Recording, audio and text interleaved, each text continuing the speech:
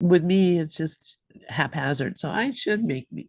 In fact, people have been asking me to do a uh, like uh, like a an operating manual, basically, or train people so that they're going to be able to, if something happened to me or I decided to go on a long vacation or something, that they would be able to uh, take over for me, which would be absolutely lovely. Uh, but that also means that I'm the one that has to do the making up of the checklist. I've done a fair amount of that myself doing, since I kind of phased out of most of our web business this last year. And I made a whole bunch of little screen snap checklists with little red arrows and circles and numbered steps, and just like, oh, first you do this and then you do this, and with all the little numbers and arrows and circles identifying each step and explaining each one in detail, and yeah, it really can be helpful, especially when you assume you do things that have, half a dozen or maybe several dozen steps, and you forget that there's those details. Um, and on the level of form, there's always lots of little details to try to attempt to make our dreams work. But the course tries to simplify that for us and reminds us that there's only one thing that we need to do, and that's forgive. A checklist with one item. Checklist with one item, yeah. And it's the one item that most of us have great difficulty in uh, actually understanding when and how and why. And so that's the whole course was explaining to you when and how and why. Mhm. Uh, and so, once you get over, the idea that you're not the king of the world and that there are there are other things, then you can actually open up and learn something. So it's not like filling the cup that's already full. So that's what the most of the course is, just emptying the cup. Right, right. Exactly. It's an undue curriculum, Yeah, because what we really are will metaphorically fill the golden chalice of our mind when with the innocence we thought we threw away, and we just have to look at how we filled it up with the ego's guilt, and that's a toxic substitute for what we real nourishment we not only want but already have, but we forgot that we had it, right? exactly. Yeah. And how simple it is uh once you figure it out. But it's getting to the point where I'm willing to think that somebody else might know something.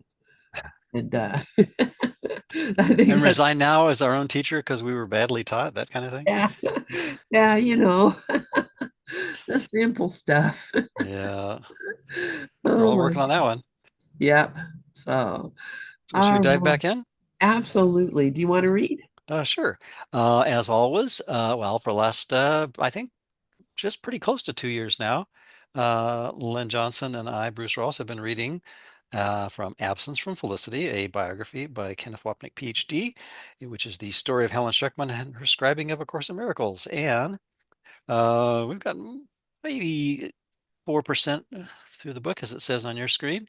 414 to 480, 492 in your digital version, and I'm on page 433 in my print version. I know that was printed a few times, so I think so. It may vary depending on which version you might be looking at. So I'll pick up where we left off in chapter 16. We've read about 10 pages into the section on Catholicism and Mary, and Ken picks up in his commentary with, over a month earlier, Helen had written down, quote, waiting, unquote, name of a poem, which, while not specifically referring to the cross, certainly conveys the same sense of waiting. Yet here faith wins out against the almost hopeless hope that in the end God's word is true and the ego's false. It is an important poem as it reflects Helen's inner journey, and in the fourth stanza there is a direct reference to the unbelieving part of Helen's mind, that at another, quote, time, unquote, this really means another part of her mind, had chosen illusion over truth. It may also be a reference to a memory of Helen's actual fleeing from the scene on Calvary, and quotes, when I fled, unquote. In all, the poem Waiting, in quotes, points to Helen's resurrection, and at the end of her dream of death, and the end of her dream of death, as will be discussed later in the book. Here's the poem in its entirety. Waiting is terrible, and yet I know that I have waited many times before. In vanity and hopelessness I go, from dark to darker and to darkest door. And yet there is a difference, for I hear another voice, still faint perhaps, that sings an ancient melody. The cries of fear are slightly softened by the stir of wings. Maybe there is an end to waiting. He who promised to return may yet arise from what appeared as death. He still may be what never was begun and never dies. Perhaps there was a time so long ago, it is not half remembered, when I fled, too soon to see the fearful shadows go, and look upon the living, not the dead. Let me not lose the tiny spark of trust that sprang to sudden life so lately born. Perhaps the living never fell to dust. Perhaps there never was a need to mourn. Let me remember, for it may yet be. It was not as I thought. The dying rose, and maybe in my haste I did not see a circle not begun needs not to close. Wow. That's from The Gifts of God, page 52. Wow, great poem, huh? Yeah, really, really beautiful. And it's interesting that he speculated that it was from when she fled from the scene of the cross. Mhm. It could be anything that we fled from. Right, right. Uh, And so that's since the cross is ultimately just a metaphor, as our bodies and our lives in this world are metaphors, as the Course reminds us.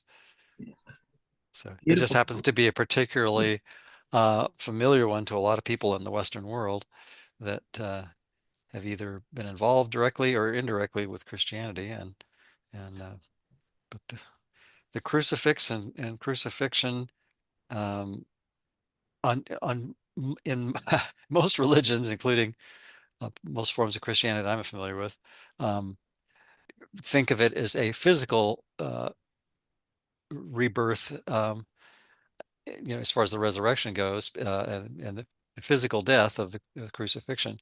But from the Course's perspective, what really is dying, if you want to even call it that, is we're voluntarily relinquishing our investment in the ego thought system, and then what resurrects on the ashes of that insanity that we've abandoned is the peace that we thought we threw away. And I think Helen's poem speaks to that. It's like, well, the stirring of the angel's wings, or the stirring of, I don't think she says angel, but the stirring of wings. Um, and what if I've got this all wrong? There's several lines in that poem that kind of allude to that. But, maybe this despair and depression and darkness, it seems to be getting worse. Maybe that's just a mistake, a correctable, silly mistake. Although at the time we don't usually see it as silly, but it's only in retrospect that we become aware that it was just a ridiculously, ultimately humorous um, joke, to think that time could circumvent eternity, huh? Yeah, yeah. And it really is, maybe Helen's state of mind, waiting, waiting, waiting for Jesus. Because, I think we read, or someone has said that she was, kind of disappointed in Jesus at the end because she expected him to, do something. um, Still believing that somehow or the other that the body was uh, real. I mean, obviously, and that was the one thing that she just refused to believe that that it was real. Mm. So, As you you're, know, oh, go ahead. right. Oh, I was just gonna say, as you're saying that, I think while that may be true for most of Helen's life, that she had this ambivalence. I, I can't remember if it was something we read recently in this book together, you and I, or if it's in some other online group that I was in. We were reading how Helen, at the very last moment of her life, had a smile on her face and never, or serenity. I think that's, peaceful Yes. disposition or something. And Ken uh, commented that that seemed to indicate that, maybe she had, you know, if not completely accepted the atonement, certainly had realized, a feeling of peace that she had really accomplished what she needed to accomplish in that lifetime, and a release of some sort, whether it was, her last lifetime or not, who knows? And so it doesn't really matter. It's yeah, Yeah, yeah, it's interesting. Of course, that's an interpretation too, because we don't know, but we do know obviously that uh, Helen didn't go anywhere. right. That the personality. I mean, honestly, it's if the script is written and we are the characters that we are in the script, that is a part of the story, then would be in the script that she would die with a smile on her face and leave that for our interpretation. But the fact was that she was never there. That was never Helen. That was never what that was a character. And I guess it was Helen, but it wasn't who she was at all. So all of these things are just speculations on the body that uh, Mhm. may or may not be helpful. uh, Yeah, yeah, and it doesn't really matter. I mean, it really, ultimately, as the course points out, our sole responsibility is to accept the atonement for ourselves. And once we do that, then we realize we're really accepting it for everyone else yeah, because minds are joined.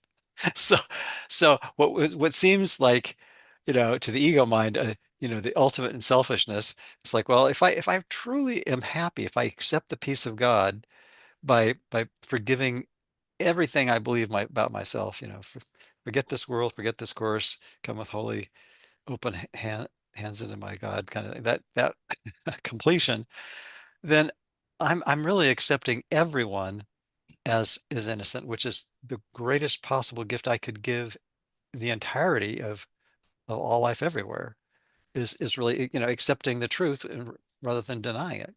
And that's ultimately, in truth, the easiest thing in the world, which is why the Holy Spirit, even though we think it does the heavy lifting, and from our perspective, it's probably helpful, but ultimately it doesn't do anything. It just undoes by helping us undo, by questioning the thought system we made up and letting it disintegrate into the black hole of dualistic thinking from which it came, right? yeah.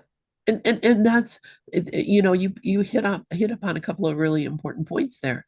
One of them being that if I am aware and awake to my own divine nature as the Mhm. Christ, then I'm not going to see anything else when I look at you. Right, right. I'm not going to see anything else when I look anywhere because I'm going to see this is by the grace of God right here, right now. This Yep. everything here is exactly there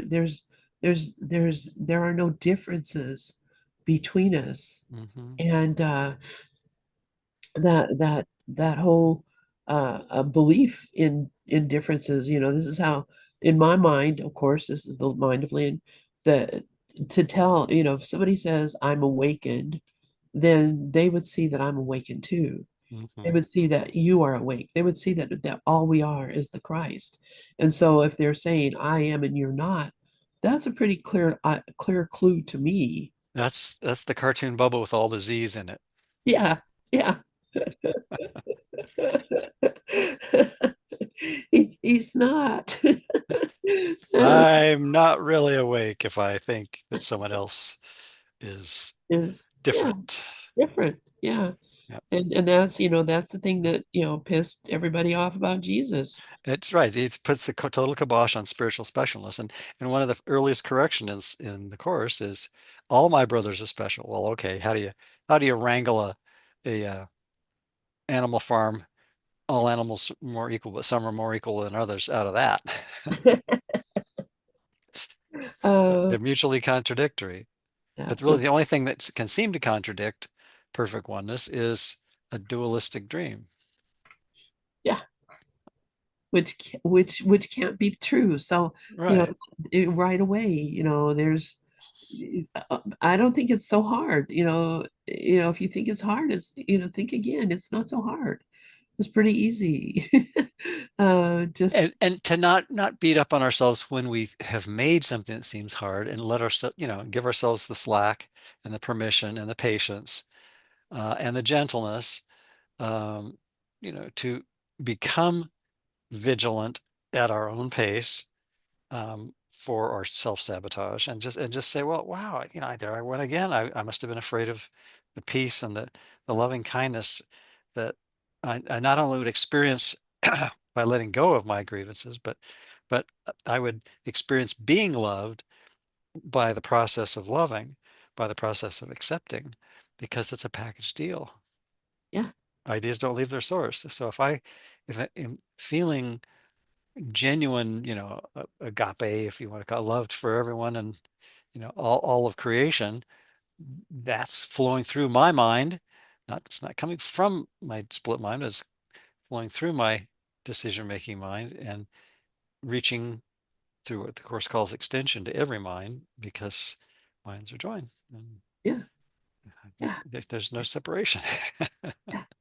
Wow, Yeah. that's it. We're good, huh? That's it. Okay, we can close the book. Okay. Yeah, that's what I'm saying. We can close all the books. I was so that came to mind because I listen to Ken just about every morning and one of the things that he does sometimes when people in the audience ask questions or make statements that are particularly astute, he says, "Okay, you're good. You can leave now.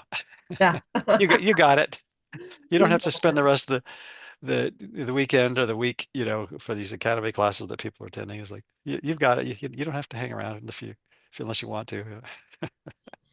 Yeah, and if you've got it, you're going to hang around because you can just, yeah, Well, at that point, it doesn't matter, right?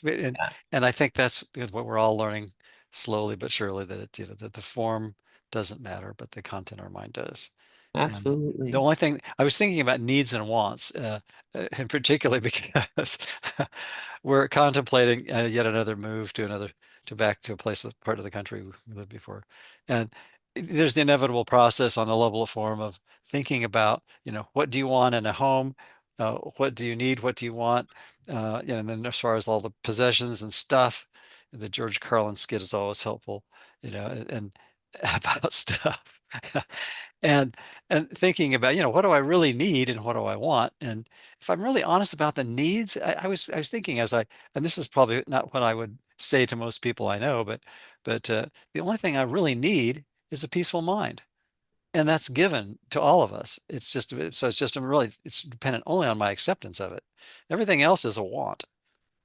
If Yeah, everything else is an artificial fabrication yeah, and or an or AI, an means, artificial interest. artificial interest. I like that. Artificial, or it's a means to what we think is going to bring us peace. Yeah, yeah. So that's the reason that we want is because we think that when we get, we'll have peace. Right. Uh, and not remembering that the last time we wanted something and we got it, we ended up with a lot of other problems that we didn't anticipate, or Yeah, it turned out not to be like we wanted it. We right. keep forgetting that all the time, and we And think, we could have learned that as kids, around Christmas time or whatever. And it's like you get the present you think you badger your folks to get, and then after an hour or a week or a month, usually it's broken or abandoned, and then you play with the box for a little while, and then that falls apart. And if we could generalize that lesson and extrapolate to everything in this world, more quickly, just think how simpler and straightforward life would be, right? yeah, Not yeah, to mention the expense of, you know. undoing all the efforts of the best marketers in the world that try to sell us stuff we don't need. Right? That's hilarious. Yeah, yeah. And as you were saying all that, I was thinking, yeah, you'll shoot your eye out. Oh, with a BB gun or something? Have you not seen A Christmas Story? Oh, is that the one with the Charlie Brown one, or is it think of No, something else? Oh, okay. it's a little boy in Ohio, Indiana, Okay. and and all he wants for It Christmas sounds familiar. Yeah. is a Red Ryder BB gun, Yeah, yeah. BB rifle, Okay. and every time when he goes to the mall, to Santa Claus, not the mall, but it says, "I want a BB gun," and the Santa Claus say, "Are you kidding, kid? You'll shoot your eye out." And then he wrote a thing for his teacher, like a paper, a theme for because everybody had to write a theme, and his theme was how he wanted this BB gun, and the teacher said, "You'll put your eye out." So they're all telling him, "You'll put your eye out," and so he eventually gets the BB gun. I'm just telling you, this is spoiler here. He gets the BB gun, and he goes out and shoots it. Winter in Indiana, it's all snowy. He shoots it. The BB bounces off something, hits his glasses and breaks his glass, or no, hits something and knocks his glasses off or something, and he he steps on his glasses and breaks them. So and so that whole, you if you ever hear somebody say you'll shoot your eye out, that's it. You wanted this thing for Christmas, and now look what happened to you. You know, you've had this problem. So Well, the course suggests that we'll shoot our lowercase I out if we keep practicing forgiveness, but that's that's right. that actually is going to be a relief. You got to be a sharpshooter. All right. So you want me to read? Sure. Okay. So you just read this beautiful poem by Helen about waiting. And so Ken says this would be an appropriate place to address briefly an issue that is frequently raised these days from the feminist students of A Course in Miracles. It's masculine language. And there you go. So we're just not getting it. Oh, it's the language that bothers me. Uh, it's too formal. It's too intellectual. It's too masculine. It's get over it. It's I don't understand why.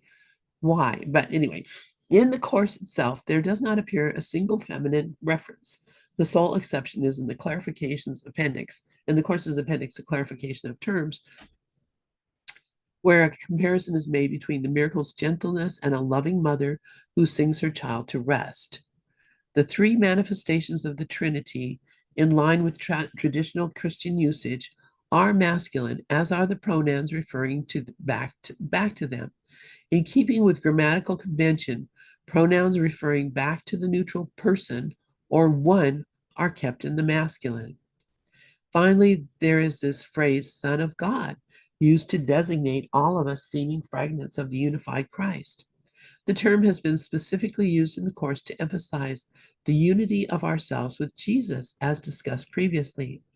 Throughout the 2,000-year history of Christianity, Son of God was exclusively used for Jesus, God's only begotten Son. The rest of humanity was designated by St. Paul in Galatians as adopted sons, since that's how Paul was not getting it. Since A Course in Miracles is quite emphatic about our true identity being spirit and not the body, the use of the term son and its accompanying pronouns clearly have no meaning as to gender. It is important to note, incidentally, that the sexist issue had no meaning for Helen, who never raised any question or concern about it. In fact, we were all quite surprised when, after the course's publication, people began to object to the language. It had never occurred to any of us that this language was a problem. And I agree. So, uh, uh, but if our true identity is spirit and not the body, like he says, it has no meaning Hmm. as to gender, uh, which obviously I agree. But what I noticed, were you telling me, or someone was telling me that they ask like AI or Chat GPT or something, uh, what would what would Christianity be teaching if the if nothing that Paul taught was included in it, or only what Jesus taught, Jesus and the apostles taught. Without Paul, what would Christianity be teaching? And it was not way different, but different enough because there was none of uh, the mingling of Paul, who never met Jesus, uh, but who formed the basis of the church. Anyway, I just think that's interesting that he mentions Paul Hmm, interesting. Yeah. and that Paul switched it from only begotten son to adopted son. That's St. Paul in Georgia 4:5. Is that what that stands for? Yeah, in Georgia. Yeah. I think you said Galatians, right? Yeah. Galatians. Yeah. Yeah. I remember reading that book, or parts of it anyway, many moons ago. Um, as far as the gender neutral language, I know personally know and have met not one but two different course students that independently have taken it upon themselves to write gender neutral versions of the course. Neither of which I've bothered to look at, but I just mention it in passing for if anybody has a real problem with it, and that's their one stumbling block. There's two of them out there, Jim Weissner and Chef Shem, um, Michael. They both made a gender neutral version of the course, and you can get them from them. I have their contact information if anybody wants them. I Um, think Chris Cronkite did that as well. oh, really? Oh, well, then maybe there's three people. Okay, well, okay. Well, anyway, but the point to me is that if I have a problem with the language, I'm really dealing with uh, my own issues of form versus content is how I look at it. Yes. And it also could relate to the Shakespearean blank verse and iambic pentameter, the arc that arcane and archaic stylings of the language that Helen loved because she loves Shakespeare. Um, you know, uh, the Freudian terms, the Platonic references, um, and certainly the Helen's love of the way the Bible was written is all through the course. There's over, I think, 500 or 600 references to the Bible, direct or indirect, in the course, and all of them, really, from what I can tell, are just corrections of the misstatements and things that were not accurately portraying what if and if there was indeed and really it doesn't matter, a historical biblical Jesus, then this wonderful book we've been reading called A Course in Miracles has abundant corrections for those and should address the vast majority of anything that might have been misconstrued. So Yeah, yeah, yeah, and I think people need to, maybe think about that too. A lot of folks are not scholars or have even read the Bible. right. Uh, there's people that say, I have read the Bible. Um, and you wonder if you had read the Bible, the Old Testament especially, how you could ever believe that that this God had any sort of love for you at all, because the Old Testament is just, I mean, honestly, love is comes with a sword. And it's such a confusing thing because there's always going to be differences of opinion about behavior and form. I remember at one point, it was in a group before I learned about the course, actually, I think before it was published, that we were doing a little metaphysical Bible study, and there were some things that we were just found hilarious. Like there was things about sewing pillows under your armpits or something like that, and just weird stuff. Yeah, Um, but lots of weird things. lots of weird things. Yeah, And the course may have unusual language, but as Ken points out, the form may not be consistent, but the content. I mean, if you can read with an open mind and get to the heart of what's being said, not the form in which it's being said, you quickly realize that the content is absolutely completely consistent, and that really is what we're drawn to. That's what we're attracted to.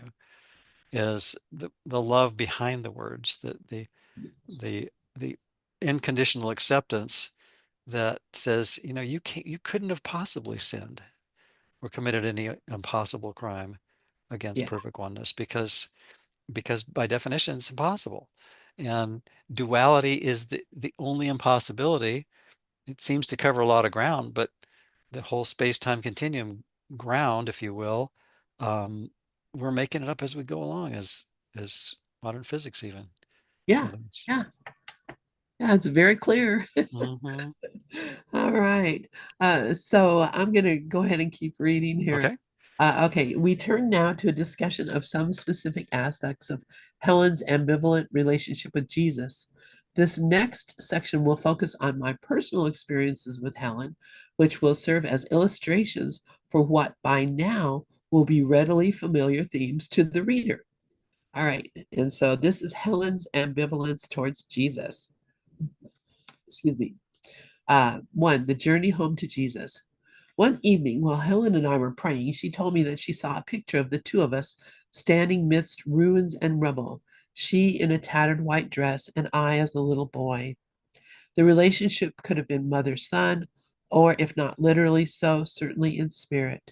The description and Helen's feelings about it strongly suggest Qumran, during the time immediately following the destruction of the Essene community by the Romans in 7 AD. But this was clearly symbolic, as the reader may recall Helen's experience at Qumran, where she distinctly felt she, in a past life, was buried there.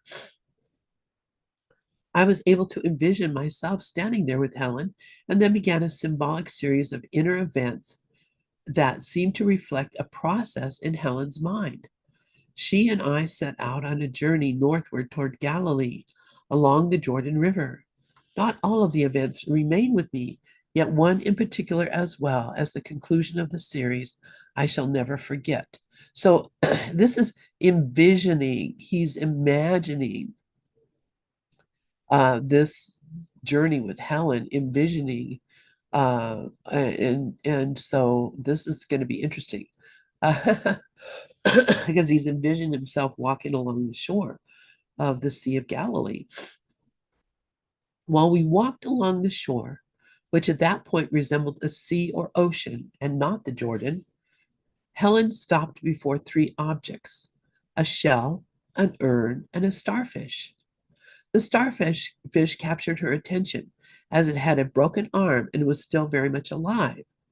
Helen knew that it would surely die, however, if it remained too much longer on the beach, and so she gently lifted up the broken starfish and returned it to the water, where it happily swam away. Helen felt this was significant and could almost hear Jesus thank her as she saved the little one's life. So I'm not clear on this. Is this he's envisioning this, or he and Helen? How are they envisioning this? Do you have any thought about that, Bruce? It sounds like Helen recounted a vision that she had to Ken. At least that's what I got from what you just read. Well, it seems like he was there. He was in the vision. He says, I was able to envision myself standing there with Helen, and then had a series of inner events that seemed to reflect a process in Helen's mind. Oh, maybe they both had a connected reverie or whatever you want to call it. Yeah, it's like they Yeah, hook. Yeah, yeah. wow. It's So, interesting that in the next page is the starfish poem.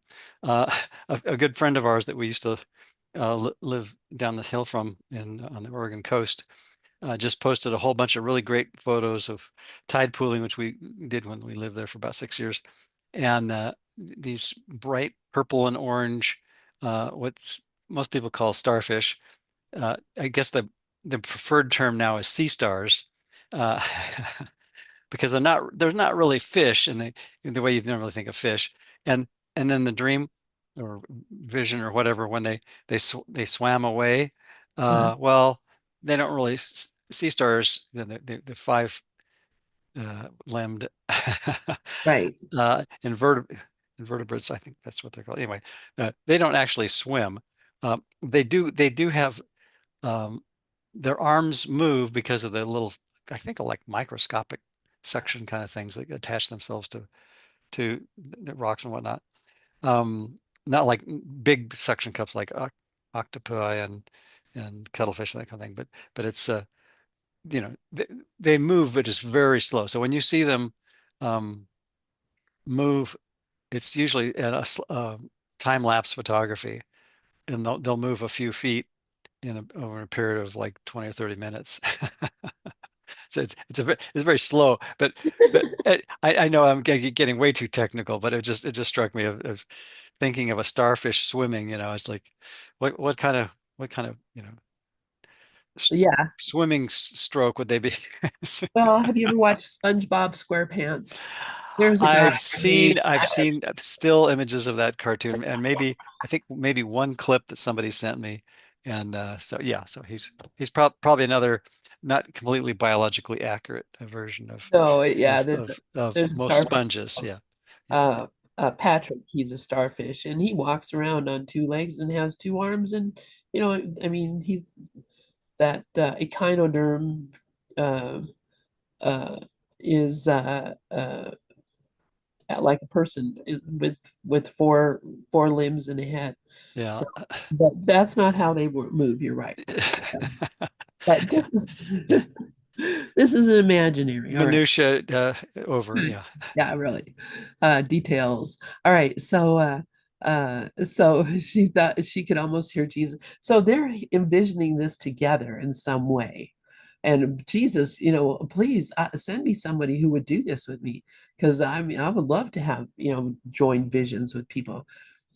Yeah. In fact, this reminds me of a story Larry was telling earlier on Gather, and it was this guy was going, he decided to go to the movies, and it was bright sunlight outside, so he was a very bright, comes into the movie theater, and it's very dark in the movie theater, and there's only one other person in the theater.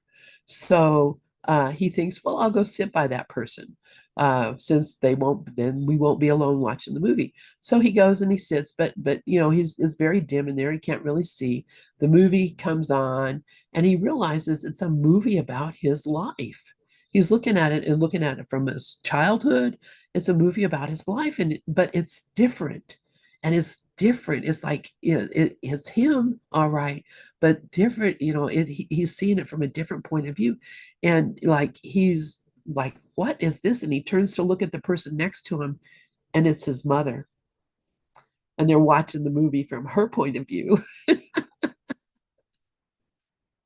That's what this reminds me of. We're both watching the movie from the That's same point cool. of view. Yeah, funny, funny. Okay, so the theme of this segment of the series did not seem too different from some of Helen's earlier dreams, where she attempted to save helpless animals. Saving or helping the children was a thread of life that ran through Helen's thread of love that ran through Helen's life.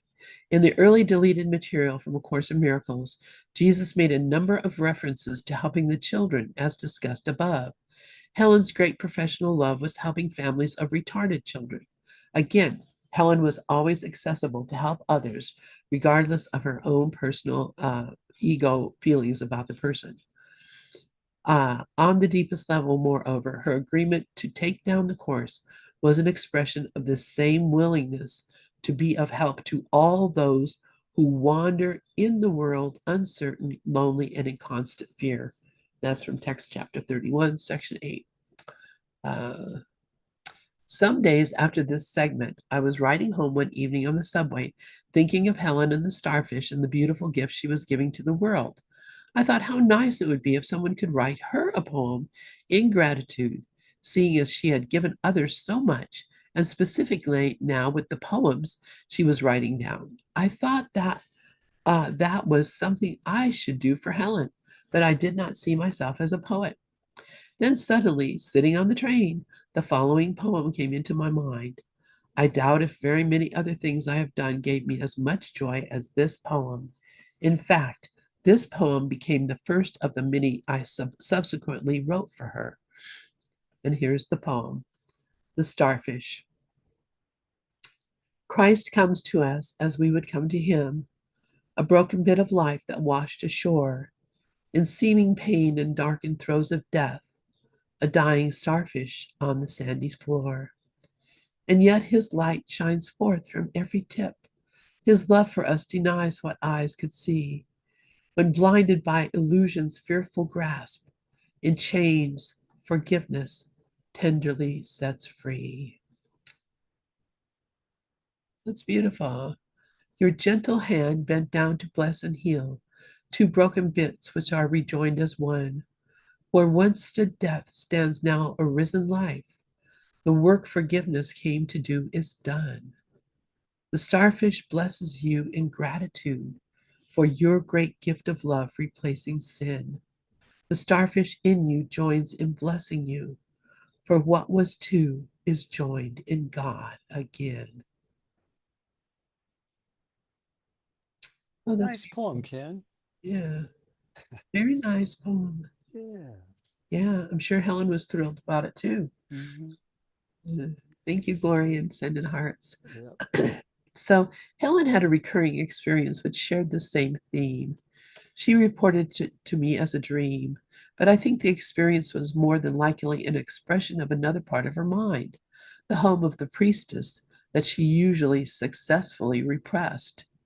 Helen saw herself standing by a gate at the end of a vast and open plain.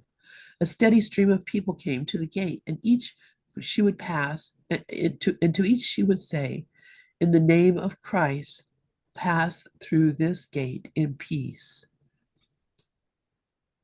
In the name of Christ, pass through this gate in peace. Readers familiar with the Course of Miracles would recognize the symbolism of the lawns of the real world leading up to the gate of heaven.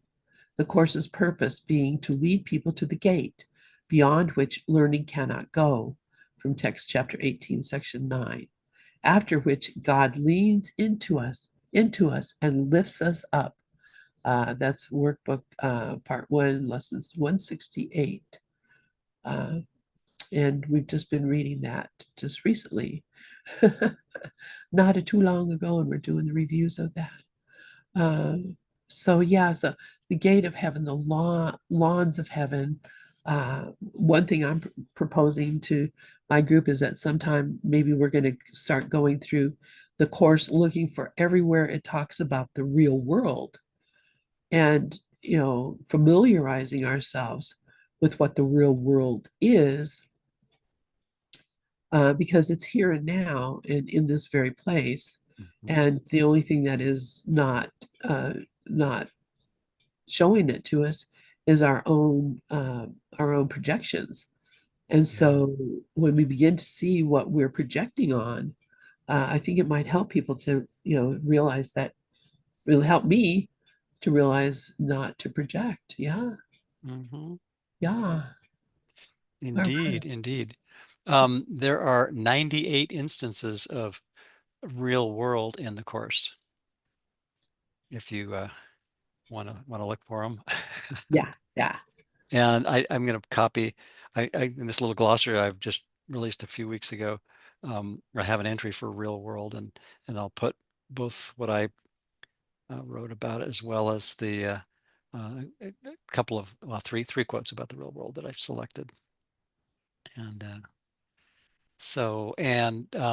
yeah, it it's really just a reminder that what's real, like you were saying, is already here right now in our mind, but we're so convinced that we've abandoned the truth that we think that there's something that we have to earn or learn, but it's really the undoing of the ego thought system that is required. And so anyway, so there's a link to the glossary if anybody wants to explore that a little bit.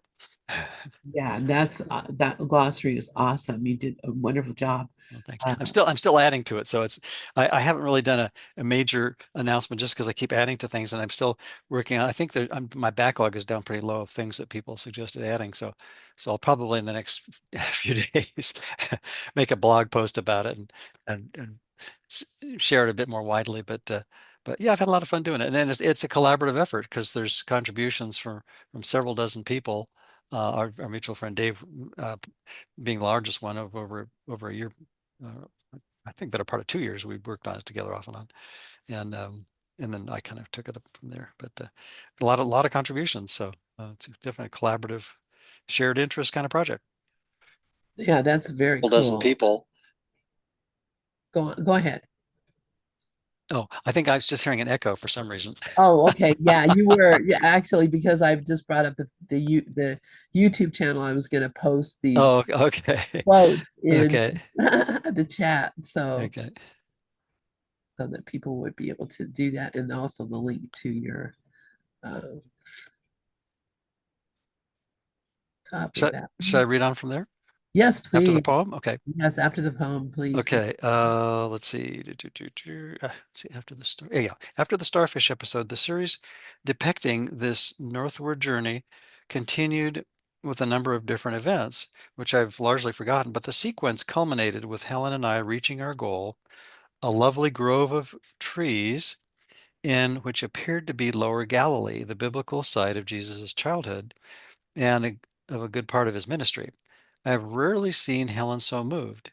She began to weep at the sight of this grove, saying, I never thought I'd see those trees again. Through the trees could be seen the figure of Jesus, and joyfully we knew we had reached the end of our journey and would soon be with him again. The sequence seems symbolically to represent the spiritual journey, beginning with the devastation that is the ego's world, Qumran, continuing up through learning the meaning of forgiveness and the selfless interest, in parentheses, the starfish, and finally culminating in the attainment of the real world, returning to Jesus in Galilee. For Helen personally, it seemed to represent the same state reflected in many of her poems, the apparent destruction and the end of her life and hope, her dreams shattered, and then the sudden fulfillment of Jesus' promises. We shall return later in this chapter to these poems that speak so eloquently of Helen's relationship with Jesus. Yeah, there's a segment in the School for A Course in Miracles that we did for a couple months of reading a lot of the poems from the Gifts of God. We didn't do an exhaustive review of them, but we read quite a few of them, and they're just some really wonderful stuff there. I really almost think of it as the third supplement to the course, even though it's not positioned as such. But there's so much obviously of inspired. Helen. Uh, uh, I think the account is that she um, attributes the writing mostly to her, but it's obvious that the inspiration um, behind those poems really is a joint effort as well. That Jesus was basically sharing the the true hope and the uh, encouragement to keep with the forgiveness process, knowing that eventually and inevitably, we will all wake to our eternal innocence and the peace that we thought we had forsaken. There's such a clear account in Helen's poems of that ambivalence, and just like what everything we've been reading in Absence from Felicity here, it's just a great reminder that we need to put the two of those thought systems side by side, the ego and the Holy Spirit, in order to see how that split mind um, not only is silly, but uh, can and will be healed by our gentle, patient, but vigilant persistence in looking at our mind without condemnation and everything that seems to be in it, including all the alleged others that seem to populate our dreams, right? Exactly. Yeah. Absolutely. And it's so beautiful that we have this opportunity that, somehow or the other, you and I just, snuck in the theater, I think through the side door. Like, oh, I don't know about you, but I know about me. Oh yeah, no, it's I so look forward to these Saturday morning conversations, and I attend a lot of things online, but this is always a high point of my week of getting to spend an hour going through this with you and reflecting on what we're learning together, and since minds are joined, we're sharing it with everyone, and even those that don't seem to be listening, on a material level. Yeah, Oh yeah. I mean, it's going out yeah, yeah, into the universe right. everywhere. That's what I always think And it's about. not coming from us, it's coming through us, Yeah. as it's coming through every mind. And our job is just to let it flow freely through our minds. And so that, our the split in our mind is restored, kind of like the mending the starfish in Yes, Ken's poem. exactly, exactly. Yeah. And they do regenerate, by the way. So I know. Yeah. that Yeah. that arm is will be back, Yeah. Yeah. uh, and you know a lot of another thing that a lot of people don't maybe realize, it's like you'll find sand dollars, a sand Oh, dollar. we had a bunch of those when we lived on the coast. Yeah. Yeah, well, those are the skeleton of that sea star, I believe. I think they're different species, but I'm sure they're related I'm gonna have to check it somehow. out, but yeah, Yeah. Yeah. Yeah. and if you open them up, they have uh uh what do they have inside of them? They have they're the The bones. fortune, a little piece of paper with a Yeah, Confucian saying. 99 cents in change. Oh yeah, no, they're not. Those are burrowing sea urchins. I'm just looking them up. Okay. Somehow or the other, I thought that, but they're living creatures also. Yep. Oh yeah. And one thing we learned very quickly is y- you almost it's very difficult to get all the sand out of the interior, the little hole in the middle of a sand dollar. Yes.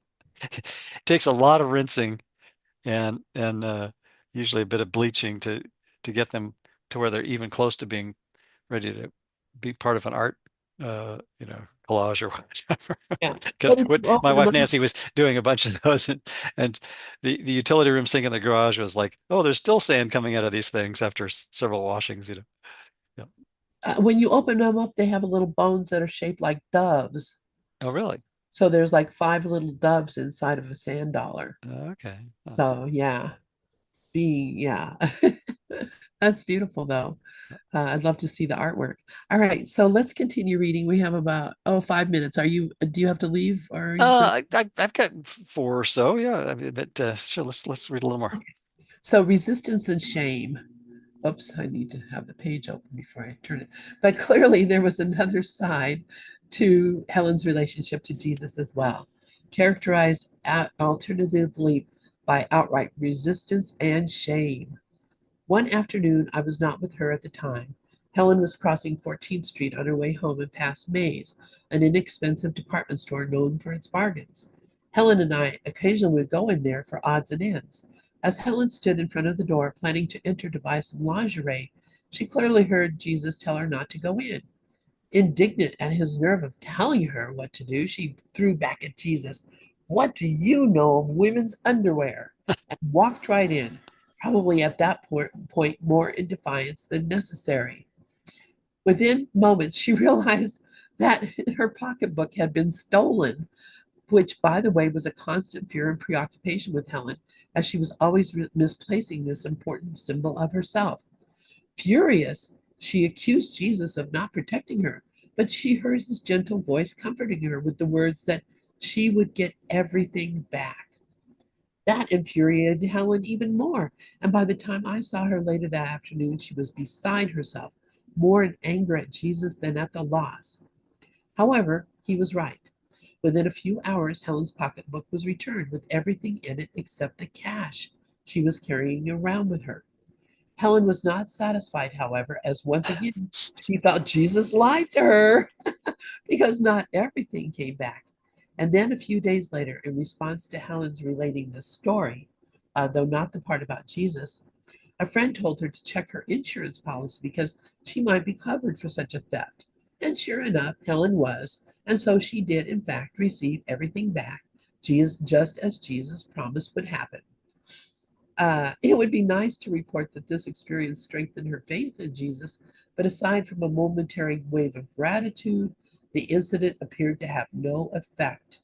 It was in response to situations like this that I was led every once in a while to make the aforementioned comment to Helen, pointing over to her bookshelf where the course was kept, that if others had even a fraction of her experiences, they would have been changed forever. That's funny. Yeah, she would laugh, saying that she could not really dispute what was so blatantly true. However, the fact remained that Helen's life, at least from the vantage point of her own ego experience, did not change for the better as a result of her relationship with Jesus. Well, that's Uh, not what he's here to do. Not here to do dream repair, right? I know it's so crazy. I'm going to go ahead and mark the place here because we Yeah, only have, that's a good stopping point. Yeah, yeah. yeah, yeah. When that phrase "beside herself," I was thinking about your narrative about the person sitting next to the only other figure in the theater and realizing the connection. It's like, well, I think that's what we do, metaphorically, when we sit in the theater with Jesus and pass the popcorn. That's a frequent metaphor in our I course love it. conversations. Yeah, so it's like, well, yeah, we're beside ourselves, when when we when we're thinking in terms of duality, right? What a funny thought. I love Yeah, it. yeah. So thank you so much, Bruce. I Likewise, Lynn, appreciate as you. always, I always enjoy our conversations immensely and look forward to the next one. Yep, me Ha- too. And Have a we only wonderful, have 15% left in the book, so yeah, yeah, we're we'll be closing on in to on it. something else soon. All right, I love Yep. you, brother. Likewise, likewise. Bye-bye.